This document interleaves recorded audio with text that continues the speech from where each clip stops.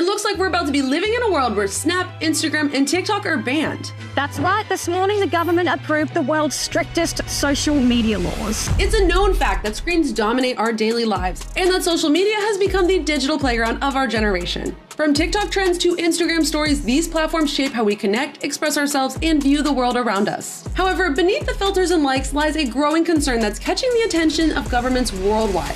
Social media can exacerbate anxiety, depression, and self-esteem. This age group is particularly vulnerable to online bullying, social comparison, and body image issues. They may constantly compare themselves to others, which can lead to feeling inferior in many ways. That's why Australia has just dropped a bombshell when it comes to radical social media regulation. They passed a law that bans social media use for anyone under the age of 16. It's official. Australia has become the first country in the world to ban kids and teenagers under the age of 16 from some social media platforms. Back in September, the Aussie government decided they wanted to ban young people from using social media in order to protect them from things like negative body image, cyberbullying, and inappropriate content. After several months of intense public debate, the Senate finally approved the ban on Thanksgiving evening. To tackle these pressing issues, they came up with a plan to make social media companies take more responsibility for their own platforms and pay more attention to who's actually using them. Platforms now have a social responsibility to ensure the safety of our kids is a priority for them. Under the new law, tech companies must take quote-unquote reasonable steps to prevent underage users from accessing social media services, or they'll face fines of nearly 50 million Australian dollars. That's around 32 million US dollars for having kids scroll through their platforms.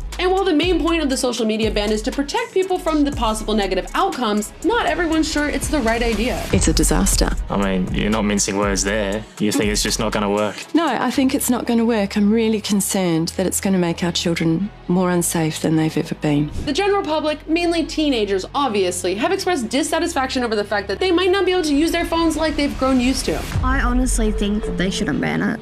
I think that they should just put restrictions on it instead of banning it altogether, because like teens, they're just gonna go behind their parents' backs, or the parents are just gonna be chill about it. They're gonna get onto it somehow. However, it's not only the kids that are voicing their complaints. Many parents are also sharing that they don't exactly appreciate the restrictions that the government has decided to introduce. Firstly, from a parent's point of view, don't tell me what I can do with my kid.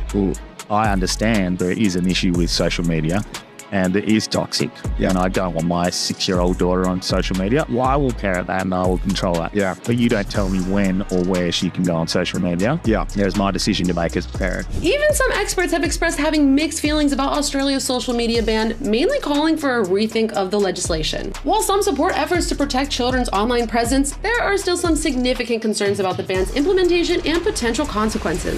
I think many people won't understand that if we implement a ban, this will require all users to verify online. It will mean that our children's data is being collected by external parties. So is this really the right way to go about it?